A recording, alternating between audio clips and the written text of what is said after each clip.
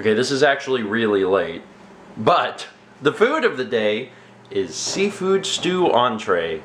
They loved it. Hello everyone, welcome to Friday.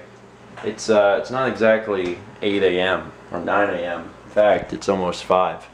I got up at probably 3:30, I think. I got up at 3:30. I had quite an evening last night. Bad evening. To make a long story short, and I will make this as short as I possibly can, me and Mal did a demo for today. It was called Hidden in Plain Sight. Fantastic game. Fantastic game. Go watch the demo. It's very, very good. If you have an Xbox, buy the game. It's $1. You will not regret it. Anyway, so we played this game, and we had to actually redo the recording because I was like, we have to present this in a certain way or people aren't going to get it. So we re-recorded it. And then last night I sat down to edit it, and due to the nature of the game, I needed to do some editing that was going to require me to make stuff move around the screen and actually take a long time. So I worked really hard on it. Took a few hours to do, and then randomly my computer crashed, which, I mean, it's not so unexpected because my computer's been crashing ever since I built it. There's a problem that comes up with the video card or something, and it crashes the computer. It's a Hackintosh thing. I really wish I had a real Mac when it crashes. All the other times, no, I enjoy saving money. So, it crashed. No big deal. Bring the computer back to speed, and the project didn't save. Now, fun fact about Final Cut Pro 10, you can't save. There's no manual save. They took out the save feature. I guess they wanted it to be nice and easy for Grandma. Because they did that, I couldn't save it. It never saved. For whatever reason, the autosave stopped working, and though that's the only time that ever happened to me, it's unfortunate that it was a time that I spent multiple hours working on something.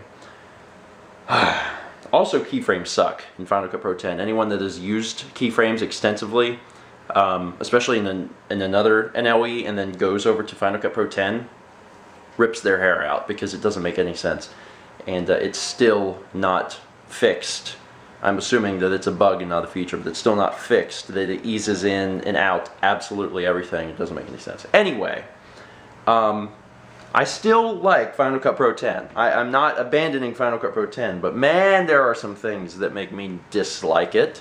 Overall, probably one of the best experiences I've had using an editor. Really. I mean, I've used it for the past 6 months now, and overall I like it a lot. I really do. But man, it's things like last night that make me go, man, I have legit copies of Premiere and Avid. I could install them, and yet I continue to use Final Cut. But it is because I like it. Anyway, enough complaining. The project came out. The demo is really good. The game is really good, so watch it if you haven't. And it's later in the day, and I haven't had a whole lot of sleep. But even though it's 5, let's get started with the day, shall we? A day that was actually pretty short because I was so tired and I didn't get a whole lot done. But it's not too late and I'm going to be going to bed. However, I did remember something I wanted to do. Not too long ago, someone had asked if I would create, actually several different people, had asked if I would create various videos on Final Cut Pro 10 and Compressor. And not really how to use them, but kind of like my workflow and also how to get the most out of Compressor and Final Cut. Because by default, it doesn't use all of your CPU power to export videos. So, in addition to this video, I'm going to be releasing a bonus video today that shows that.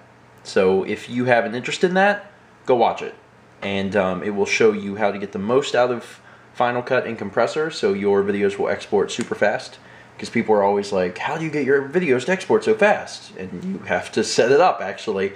And it's very strange, and it doesn't make a whole lot of sense that it's very cryptic, but once you understand how it works, you can get it set up and your exports will go a lot faster, so that's very helpful. Anyway, gonna be it for today. Go watch the bonus video if you're interested, and let's meet back tomorrow, shall we?